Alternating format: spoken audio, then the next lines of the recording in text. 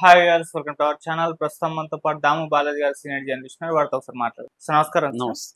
Sir Pawan Kalyan గారు OG cinema అటు యూఎస్ఏలో already premieres పడ్డాయి కాబట్టి సో అక్కడ నుంచి రిపోర్ట్స్ ఏ విధంగా వస్తున్నాయి, మరి యూఎస్ఏ రివ్యూ ఏ విధంగా ఉంది, దాన్ని బట్టి మరి ఇక్కడ ఏ విధంగా రెస్పాన్స్ ఉండబోయే అవకాశం ఉంది? యా అక్కడ ప్రివ్యూలు అంటే ప్రీమియర్ షోలు పడ్డాయి. అంటే కొన్ని చోట్ల పడలేదు, కొన్ని చోట్ల ఏఎంసి గ్రూప్ థియేటర్స్ లో పడలేదు అమెరికాలో, అట్లాగే కెనడాలో పడలేదు. అట్లాగే కెనడాలో ఉండే ఎవర్క్ సినిమాస్ మేము సినిమాని వేయమని చెప్పారు.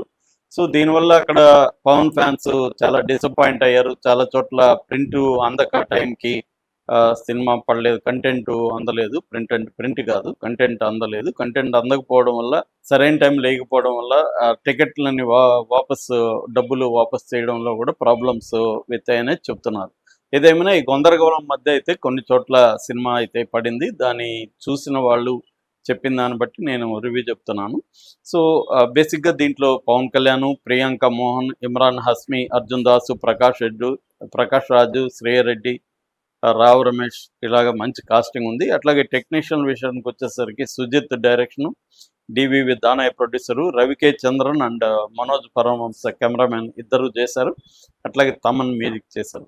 కథగా తీసుకున్నప్పుడు ఏంటంటే సింపుల్ స్టోరీ ఇది. ఓజాస్ గంభీరా అనే ఒక గ్యాంగ్స్టర్ ముంబైలో ఉంటాడు. అతను 10 ఏళ్ల తర్వాత రిటర్న్ అవుతాడు. అతను రిటర్న్ అవడానికి ప్రధాన కారణాలు 2. ఒకటి, తను కోల్పోయిన ఎంపైర్ని మళ్ళీ తీసుకోవాలి. తన సామ్రాజ్యం కోల్పోయాడు, ఆ సామ్రాజ్యాన్ని మళ్ళీ పొందాలి. 2, తనకు జరిగిన ఒక అన్యాయానికి ప్రతీకారం తీర్చుకోవాలి.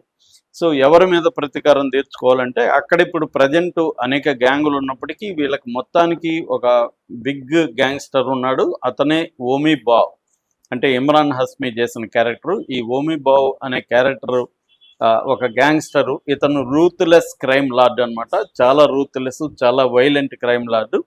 ఎవరిని తనకి ఎదురు నిలబడి ఎవరినైనా సరే ఓచకోతకు వచ్చి చంపేసే టైప్ అనమాట. సో అతన్ని ఎదుర్కోవడమే పవన్ కళ్యాణ్ చేసే పని. అతన్ని ఎదుర్కొని అతను ఓడించి మళ్ళీ తన క్రైమ్ సామ్రాజ్యాన్ని తను ఎట్లా పొందాడు అనేది ప్రధానంగా కథ అనమాట ఇది. సో ఈ క్రమంలో ఇతనికి కన్మణి అనే అమ్మాయికి, కన్మణి అంటే ఈ ప్రియాంక మోహన్ ఆ అమ్మాయికి ఉన్న సంబంధం ఏంటి, ఆ తర్వాత శ్రీయారెడ్డి వేసిన జ్యోతి అమ్మాయి పేరు. జ్యోతి అంటే జేజీ గంభీర అమ్మాయి పేరు. ఇతని పేరేమో ఓజోస్ గంభీర. ఓజోస్ అంటే పవర్, శక్తి, ఎనర్జీ అనే మీనింగ్ వస్తుంది. ఓజోస్ గంభీర. దాన్ని మామూలుగా ఒరిజినల్ గ్యాంగ్స్టర్ అని కూడా అంటున్నారు. ఏదేమైనా దే కాల్ హిమ్ ఓజీ అని పేరు పెట్టారనమాట మిగతా గ్యాంగ్స్ అంతా కలిపి. సో ఈ దీంట్లో ఈఎంఐ పాత్ర ఏంటి, మిగతా వాళ్ళ ప్రకాష్ రాజ్ క్యారెక్టర్ ఏంటి, సత్యదాద అంటారు ప్రకాష్ రాజ్ని.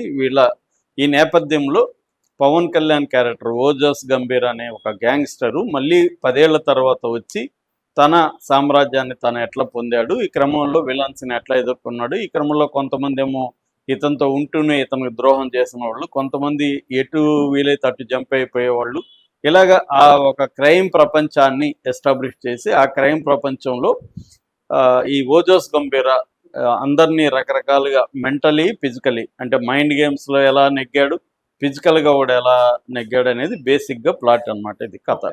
దీన్ని స్క్రీన్ ప్లే పరంగా చాలా ఇంట్రెస్టింగ్గా చెప్పారు అనేది. ఫ్లాష్ బ్యాక్ ఎపిసోడ్ వస్తుంది, దాని తర్వాత ప్రజెంట్ వస్తుంది. ఇదంతా కూడా ముంబై పీరియడిక్ డ్రామా లాగా చేశారు, అందుకని ముంబై కాకుండా బాంబే అనే దాంట్లో వాడారు. సో ఈ స్క్రీన్ ప్లే కూడా ఇంట్రెస్టింగ్గా వెళ్తుంది, ట్విస్ట్లు టర్న్లు ఇంట్రెస్టింగ్గా వెళ్తాయని చెప్తున్నారు. అయితే ఫస్ట్ హాఫ్ కొద్దిగా స్లోగా ఉంది సినిమా.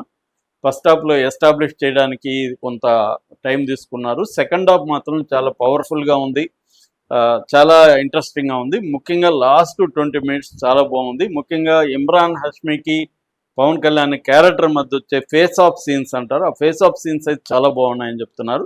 మొత్తంగా రివ్యూలలో చెప్తున్న ఇదేమంటే సెకండ్ హాఫ్ చాలా ఇంట్రెస్టింగ్గా వెళ్ళింది. లాస్ట్ 20 మినిట్స్ చాలా బాగుంది, ఎంగేజింగ్గా. ఫస్ట్ హాఫ్ కొద్దిగా స్లోగా ఉంది అనేది ఎక్కువ మంది చెప్తున్న అభిప్రాయం.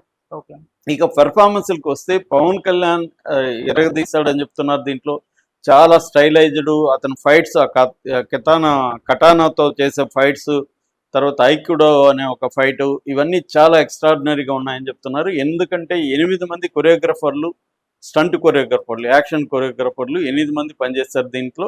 ముఖ్యంగా దీంట్లో కెచ్చా కంపకడి అని ఈ మధ్య మన ఇండియన్ సినిమాలకంతా ఈయన పనిచేస్తున్నాడు. బాహుబలి లాంటి వాటికి కూడా పనిచేశాడు. తను స్టంట్ మాస్టర్. అట్లాగే తొడోర్ లజరోవ్ అని తను హాలీవుడ్ సినిమాలు చేశాడు. ఇక్కడ త్రిబులర్ లాంటి సినిమాలకు కూడా చేశాడు. తను కూడా స్టంట్ మాస్టర్ దీంట్లో.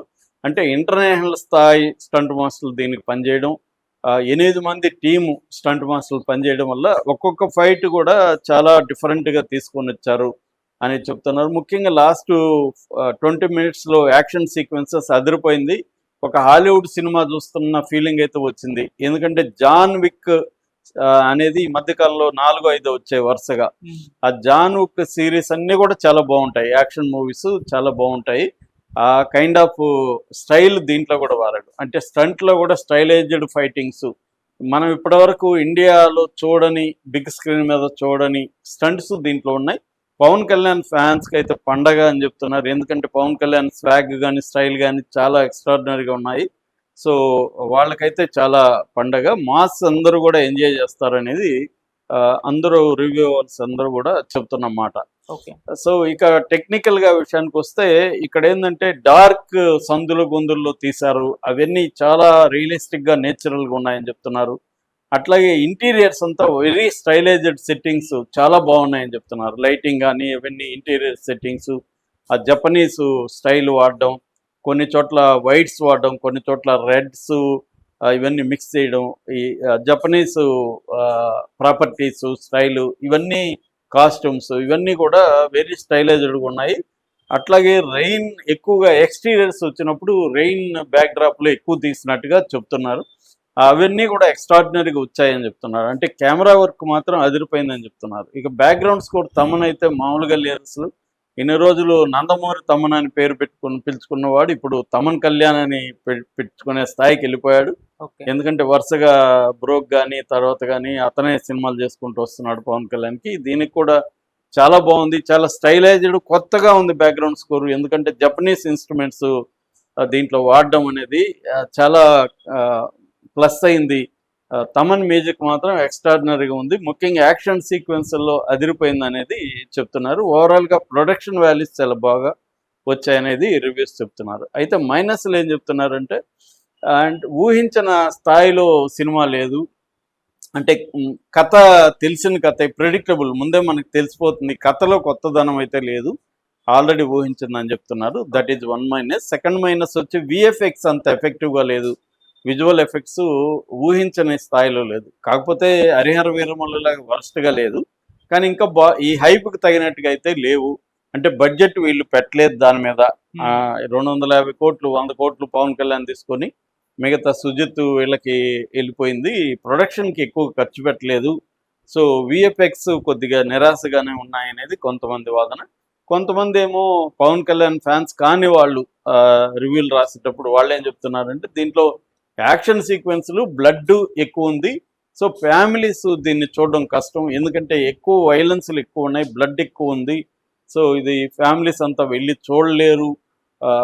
అలాంటి నచ్చే వాళ్ళకి మాత్రం ఇది ఎక్స్ట్రాడినరీగా నచ్చుతుంది. ఒక యాక్షను మాసు బ్లడ్ ఇవి నచ్చే వాళ్ళకి ఈ సినిమా బాగుంటుంది తప్ప సరదాగా హాయిగా ఎంజాయ్ చేస్తూ ఒక మంచి రొమాన్స్, ఒక ఎంటర్టైన్మెంట్ సినిమా అనుకుంటే మాత్రం ఇది నచ్చదు అనేది నెగిటివ్గా చెప్తున్నమాట. ఓవరాల్గా అయితే మాత్రం పవన్ కళ్యాణ్ కి ఈ మధ్యకాలంలో ఆయనకి గతంలో ఈ మధ్యకాలంలో పెద్ద హిట్లు లేవు.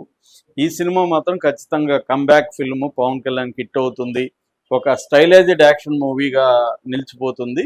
ఇది హిందీలో కూడా బాగా ఆడే అవకాశం ఉందని చెప్తున్నారు. ఎందుకంటే అమెరికాలో హిందీ ప్రింట్ కూడా వేస్తారు, తమిళ వేయలేదు, అక్కడ తమిళ కంటెంట్ రాలేదు, హిందీది వేశారు అక్కడ.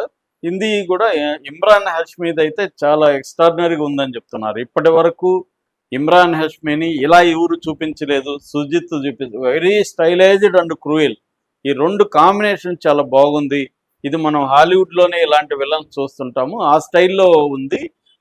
ఒక పవన్ కళ్యాణ్కి ధీటుగా విలని ఉంది దీంట్లో అని చెప్తున్నారు.